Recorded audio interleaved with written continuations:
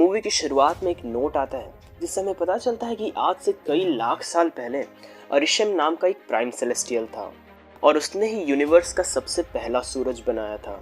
धीरे धीरे अलग अलग लाइफ फॉर्म्स का जन्म हुआ और सब कुछ सही चल रहा था, लेकिन तभी डीप स्पेस से खतरनाक मॉन्स्टर्स निकले जिनका नाम डेविएंट्स था। उन्होंने पूरे यूनिवर्स में तबाही मचा दी और वो सिर्फ इंटेलिजेंट लाइफ फॉर्म पे फीड किया करते थे। और इसी कारण से सेलेस्टियल अरिशम ने 10 इंसानों जैसे इटर्नल्स को अर्थ पे भेजा। वो सभी इमॉर्टल थे और उनका काम था धरती को डेविएंट से बचाना, लेकिन ये सब करने के दौरान वो इंसानों की जिंदगी से इंटरफेयर नहीं कर सकते थे। इसके बाद हमें 5000 BC मेसोपोटामिया का सीन दिखाया जाता है। यहाँ पे हम सारे इटर्नल्स को डेविएंट से लड़ते हुए देखते हैं। फाइट के खत्म होने के बाद उनमें से एक इटर्नल जिसका नाम सर्सी होता है, वो एक बच्चे को एक डैगर देती है। उसने उस डैगर को मॉडिफाई कर दिया होता है। इसके बाद साल 1500 में सारे डेविएंट्स को मारने के बाद सारे के सारे इटर्नल्स अलग हो जाते हैं। वो अपने आने वाले 500 साल एक दूसरे से दूर रह के बिताते हैं। और इसके बाद मूवी की स्टोरी सीधा प्रेजेंट में आ जाती है। प्रेजेंट डे में हम सर्सी को देखते हैं जो कि लंदन में रह रही होती है। उसके सामने एक पोस्टर होता है जिसमें उसी डैगर की फोटो होती है। सर्सी एक म्यूजियम में काम कर रही होती है और वो डेन वाइटमैन नाम के एक बंदे को डेट कर रही होती है। वो एक क्लास के बीच होते हैं, लेकिन तभी एक अर्थक्वेक आ जाता है, लेकिन सर्सी सब कुछ संभाल लेती है। सर्सी के साथ एक और इटर्नल रह रही होती है जिसका नाम स्प्राइट होता है। स्प्राइट की अपीयरेंस एक 12 साल की बच्ची जैसी होती है। स्प्राइट जो थी वो लाइफ लाइक इल्यूजन्स क्रिएट कर सकती थी, यानी कि वो खुद को किसी में भी बदल सकती थी। सर्सी, डेन और स्प्राइट एक पार्टी में होते हैं, लेकिन तभी एक डेविएंट उन पे हमला कर देता है। इस डेविएंट का नाम क्रो होता है और वो लोग किसी तरह उससे बच के भाग रहे होते हैं। वो डेविएंट स्प्राइट को मारने ही वाला होता है, लेकिन तभी वहाँ पे इकारिस आ जाता है। इकारिस भी एक इटर्नल है। ये जो है ये one of the most powerful eternal है और आज से 500 साल पहले इकारिस जो था वो सर्सी का लव इंटरेस्ट भी था। डेन जो था वो ये सब देख के काफी सरप्राइज्ड हो जाता है और वो इकारिस से भी मिलता है। सर्सी इसके बाद डेन को सब कुछ समझाती है। वो उसे बताती है कि हम लोगों को इटर्नल्स कहा जाता है और हमारा काम है ह्यूमैनिटी को डेविएंट से बचाना। सर्सी बताती है कि उन्होंने आखिरी डेविएंट को 500 साल पहले ही मार दिया था, लेकिन वो लोग फिर से वापस आ गए हैं। इसके बाद डेन पूछता है कि उन्होंने थानोस के टाइम पे हेल्प क्यों नहीं की। इस पे सर्सी कहती है कि उन्हें इसकी परमिशन नहीं दी गई थी। सर्सी, स्प्राइट और इकारिस आपस में बात करते हैं और कहते हैं कि इस बार वाला डेविएंट पहले से भी ज्यादा खतरनाक था। वो खुद को हील भी कर सकता था और वो उन पे हमला करने के लिए आया था। और इसीलिए ये तीनों डिसाइड करते हैं कि इटर्नल्स को यूनाइट करने का टाइम आ गया है। इसके बाद मूवी की कहानी 575 BC बेबीलोन में जाती है। यहाँ पे हम इटर्नल्स को एक डेविएंट से लड़ते हुए देखते हैं। इटर्नल्स की जो लीडर थी एजेक, उसके पास पावर थी कि वो सेलेस्टियल एरिशम से बात कर सकती थी और फाइट के बाद वो एरिशम से बात करती है और वो उससे कहता है कि उसे बिल्कुल भी ह्यूमन इंटरेक्शन और अटैचमेंट अलाउड नहीं है। इसके बाद वो अंदर जाती है और हम इटर्नल फेस्टोस को देखते हैं। फेस्टोस के पास पावर थी कि वो नई नई टेक्नोलॉजीज बना सकता था और फिलहाल वो एक इंजन पे काम कर रहा होता है, लेकिन बाकी इटर्नल्स को ऐसा लगता है कि ये टेक्नोलॉजी अभी ह्यूमंस के लिए बहुत ही ज़्यादा एडवांस है और इसीलिए फेस्टोस एक हल बनाता है, यानी प्लाव। बिल्कुल ऐसे ही जैसे जैसे टाइम बीतता था इटर्नल्स इंसानों की थोड़ी थोड़ी हेल्प किया करते थे। इकारिस और सर्सी भी साथ में रह रहे होते हैं और काफ़ी खुश होते हैं। इसके बाद हमें 400 AD गुप्ता एम्पायर का सीन दिखाया जाता है और यहाँ पे सर्सी और इकारिस की शादी हो जाती है। प्रेजेंट में ये तीनों साउथ डकोटा में जाते हैं जहाँ पे उन्हें एजेक की डेड बॉडी मिलती है और उन्हें लगता है कि ये किसी डेविएंट का काम है। और इसी बीच हमें पता चलता है कि एजेक ने मरने से पहले अपनी पावर सर्सी को दे दी होती है, यानी कि अब सर्सी एरिशम से कांटेक्ट कर सकती थी और तभी एकदम से सर्सी को एरिशम दिखता भी है। इसके बाद सर्सी इकारिस और स्प्राइट को बताती है कि उसने एरिशम से बात की है। वो पूछते हैं कि एरिशम ने क्या कहा और वो बताती है कि उसने सिर्फ एक चीज़ कही कि अब वक्त आ चुका है। इसके बाद हमें फिर से पास्ट का सीन दिखाया जाता है और टाइम होता है 1521 AD टेनोस्टिट्लैन। इस वक्त में इंसानों के बीच काफ़ी खतरनाक जंग लड़ी जा रही होती है। इस वॉर के दौरान ड्रोइग नाम का एक इटर्नल ये सब कुछ रोकना चाहता था, लेकिन वो ऐसा नहीं कर सकता था और इस बात से वो काफ़ी फ्रस्ट्रेटेड होता है। इसी वॉर के दौरान थेना नाम की जो इटर्नल होती है वो अपना दिमाग खोने लगती है और सब पे हमला करने लगती है, लेकिन एजेक किसी तरह उसे कंट्रोल करती है, लेकिन वो भी कुछ नहीं कर पाती है। और तब गिलगमेश नाम का इटर्नल, जो कि उन सभी में सबसे ज़्यादा ताकतवर होता है, वो किसी तरह थेना को बेहोश कर देता है और यही वो मोमेंट होता है जब सारे के सारे इटर्नल्स अलग हो जाते हैं और अपनी अपनी जिंदगियां जीते हैं। इसके बाद मूवी फिर से प्रेजेंट डे में आती है और हमें मुंबई का सीन दिखाया जाता है। यहाँ पे हम किंगो नाम के एक इटर्नल को देखते हैं जो कि बहुत ही फेमस बॉलीवुड एक्टर होता है। तीनों इटर्नल किंगो से मिलते हैं और किंगो उन्हें देख के काफी खुश होता है। किंगो एक बॉलीवुड मूवी पे काम कर रहा होता है और वो उसे अपने साथ चलने के लिए कहते हैं। इस बात से वो थोड़ा अपसेट होता है लेकिन वो फिर भी मान जाता है। इसके बाद चार के चारों इटर्नल साथ में ऑस्ट्रेलिया में जाते हैं। ऑस्ट्रेलिया में उन्हें एक डेविएंट की डेड बॉडी मिलती है और पास में ही गिलगमेश होता है। गिलगमेश जो था वो एथीना के साथ रह रहा होता है क्योंकि एथीना समय समय पे अपनी पावर पे कंट्रोल खो दे रही होती है। गिलगमेश उसे कंट्रोल करने के लिए होता है और अभी भी एथीना इसी कंडीशन में होती है। स्प्राइट उसे अपनी पावर की मदद से सारी की सारी चीजें याद कराने की कोशिश करती है। वो कहती है कि वो ओलंपिया के सबसे महान वॉरियर्स हैं।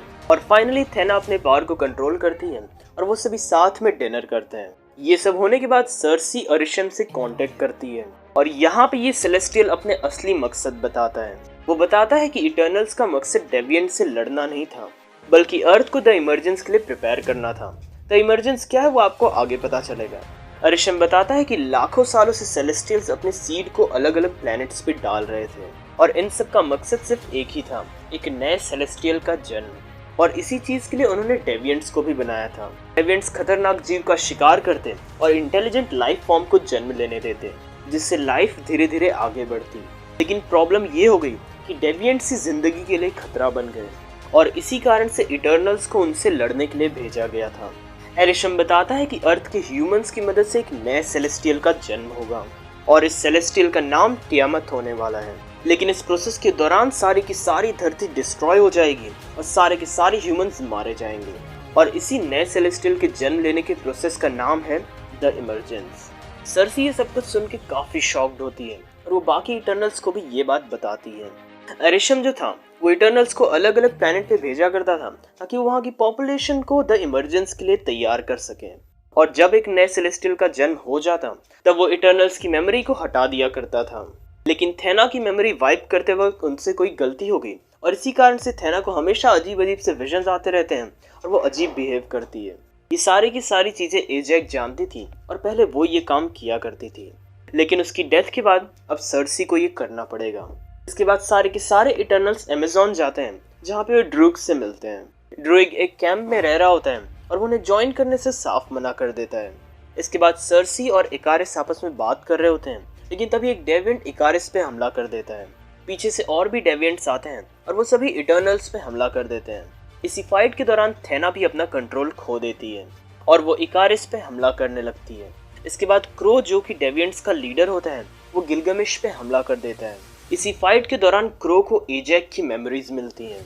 इन मेमोरीज के बाद वो नॉर्मल फॉर्म में आ जाता है। उसे पता चल जाता है कि सेलेस्टियल्स स्पेशली एरिशम काफी ज्यादा बुरे हैं। वो देखता है कि कई सारे प्लैनेट सेलेस्टियल के जन्म के दौरान डिस्ट्रॉय हो चुके हैं। वो उन पे हमला तो नहीं करता है लेकिन वो कहता है कि वो सारे के सारे इटर्नल्स को डिस्ट्रॉय कर देगा क्योंकि उन्होंने उसके कई सारे डेविएंट्स को मार डाला है। पर तभी इकारिस वहाँ पे आ जाता है और क्रो भाग जाता है। उसके जाने के बाद गिलगमेश की भी डेथ हो जाती है। वो सभी गिलगमेश का फ्यूनरल करते हैं और ड्रूइग भी उन्हें ज्वाइन करने के लिए रेडी हो जाता है। ड्रूइग जो था वो दूसरों के दिमाग को कंट्रोल और मैनिपुलेट कर सकता था लेकिन वो कहता है कि वो सेलेस्टियल जैसे एंशिएंट एंटिटीज के दिमाग को कंट्रोल नहीं कर सकता है। और यहाँ पे उन्हें जरूरत पड़ेगी फेस्टोस की जो कि इटर्नल्स की टीम का इन्वेंटर था और उसने ही ह्यूमंस को कई सारी टेक्नोलॉजीज बनाने में हेल्प की थी। इसके बाद हमें एक फ्लैशबैक दिखाया जाता है जो कि होता है अगस्त 1945 हिरोशिमा का। ये तब का टाइम था जब हिरोशिमा पे न्यूक्लियर बम गिराया गया था। फेस्टोस ये सब डिस्ट्रक्शन देख के काफी ज्यादा दुखी होता है क्योंकि ये इसके ही इन्वेंशंस थे जिसने इतनी ज्यादा तबाही मचाई। प्रेजेंट डे में फास्टोस शिकागो में रह रहा होता है और उसकी एक फैमिली भी होती है। इटर्नल्स फेस्टोस के पास आते हैं और किसी तरह उसे भी ज्वाइन करने के लिए मना लेते हैं। फेस्टोस की इसलिए जरूरत थी क्योंकि वो ऐसी कोई चीज बना सकता था जिससे वो सेलेस्टियल के दिमाग को कंट्रोल कर सकते थे। फेस्टोस को साथ लेने के बाद सारे के सारे इटर्नल्स इराक जाते हैं। इराक में फेस्टोस उनकी शिप को बाहर निकालता है जो कि काफी ज्यादा बड़ी होती है। इस शिप के अंदर उनकी एक मेंबर होती है जो कि कई सालों से यहीं पे रह रही होती है। इसका नाम होता है मकारी और इसकी पावर है सुपर स्पीड।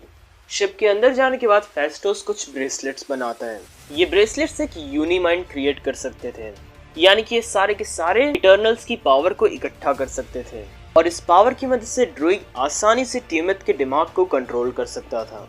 टियामत वही सेलेस्टियल है जो कि अर्थ के तबाह होने पे जन्म लेता।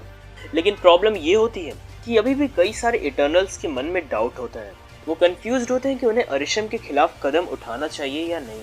किंगो जो था वो ग्रुप को लीव कर देता है क्योंकि वो अरिशम से फाइट नहीं करना चाहता था। और इसी बीच हम इकारिस को देखते हैं जो कि 6 दिन पहले की बात सोच रहा होता है। वो साउथ डकोटा में एजैक से मिलने के लिए गया होता है। एजैक ने 100 साल पहले ही इकारिस को इमरजेंस के बारे में बता दिया था, लेकिन प्रेजेंट में एजैक इस इमरजेंस के प्लान के खिलाफ थी। उसने ह्यूमंस के साथ लाइफ स्पेंड की थी और अब वो अर्थ को डिस्ट्रॉय नहीं करना चाहती थी। और इसी कारण से इकारिस ने उसे डेविएंट्स के सामने फेंक दिया और उन्होंने उस पर हमला करके उसे मार डाला। यानी कि एजैक की मौत के पीछे इकारिस था और इकारिस ह्यूमैनिटी का डिस्ट्रक्शन चाहता था। इकारिस जब ये सब कुछ सोच रहा होता है तभी सर्सी उससे बात करने के लिए आती है। वो दोनों बात कर रहे होते हैं, लेकिन तभी सर्सी को कुछ फील होता है। उसे पता चल जाता है कि इमरजेंस कहीं पे चालू हो चुका है। वो तुरंत ही ये बात बाकी मेंबर्स को बताती है और इसके बाद फेस्टोस मकारी को उसकी सुपर स्पीड से पता लगाने के लिए बोलता है कि इमरजेंस कहाँ पे हो रहा है। मकारी सुपर स्पीड से एक वोल्केनो के पास पहुंचती है जहाँ पे इमरजेंस स्टार्ट हो रहा होता है। इन्हीं सब के दौरान इकारिस सब पे हमला कर देता है और कहता है कि जिसने भी इमरजेंस को रोकने की कोशिश की वो मारा जाएगा। स्प्राइट भी इकारिस को ज्वाइन कर लेती है क्योंकि वो उससे वन साइडेड लव करती थी और वो ह्यूमन से नफरत भी करती थी क्योंकि वो एक बच्चे के बॉडी में स्टक थी। इकारिस और स्प्राइट तुरंत ही वहां से भाग जाते हैं और तभी मकारी वहां पे आती है और वो सभी को लोकेशन के बारे में बताती है। यहाँ पे इकारिस, स्प्राइट और बाकी के इटर्नल्स के बीच फाइट होती है। वहाँ पे क्रो भी होता है और वो भी इटर्नल्स पे हमला कर देता है। यहाँ पे काफी अच्छी फाइट होती है और वो लोग किसी तरह इकारिस को कंट्रोल कर पाते हैं। फेस्टोस ने इकारिस को कैप्चर कर लिया होता है और थेना क्रो से लड़ रही होती है। वोल्केनो के ऊपर स्प्राइट सर्सी को एक डैगर से स्टैब कर देती है। स्प्राइट उसे मारने के लिए आगे बढ़ती है, लेकिन पीछे से ड्रोग आता है और वो उसे मार के बेहोश कर देता है। मीनवाइल थेना ने भी क्रो को डिफीट कर दिया होता है। इमरजेंस आउट ऑफ कंट्रोल जा रहा होता है और इसी कारण से फेस्टोस यूनिमाइंड को एक्टिवेट कर देता है। धीरे धीरे टियामत अपीयर होने लगता है, लेकिन सर्सी उसे फ्रीज कर देती है। इकारिस खुद को आजाद करके सर्सी पे हमला करने के लिए जाता है, लेकिन जब वो वहां पहुंचता है तो वो अपनी मेमोरीज को याद करने लगता है। उसे वो टाइम याद आता है जो कि उसने उसके साथ स्पेंड किया था और इसी कारण से वो उस पर हमला नहीं करता है और वो डिसाइड करता है कि वो भी यूनिमाइंड का हिस्सा बनेगा। यूनिमाइंड एक्टिवेट हो चुका होता है और सारे इटर्नल्स की पावर इकट्ठा होने लगती है। इसी दौरान हम देखते हैं कि टियामत का हाथ भी बाहर आ रहा होता है, पर क्योंकि ड्रोइक काफी कमजोर हो चुका था इसलिए वो टियामत का माइंड कंट्रोल नहीं कर सकता था।